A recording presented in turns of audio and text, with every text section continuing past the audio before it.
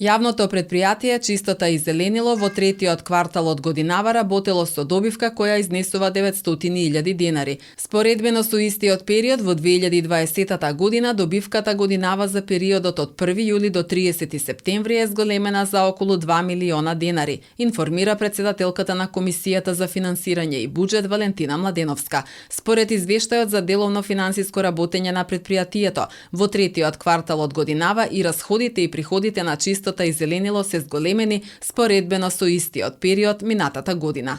Во 2020 година јавното предпријатие за третиот квартал искажало загуба од 1.100.000 денари, а во 2021 година искажува добивка од околу 900.000 денари. Јавното предпријатие за третиот квартал искажало расходи зголемени за околу 2.500.000 денари, во однос на расходите искажани за третиот квартал 2020 година. За третиот квартал јавното предпријатие Чистота и зеленило искажало зголемување на приходите за околу 4.400.000 денари во однос на истиот период 2020 година. Кај расходите најголеми зголемувања се искажани кај услугите за одржување и заштита, наем и лизинг, останати трошоци на вработени, останати расходи на работење.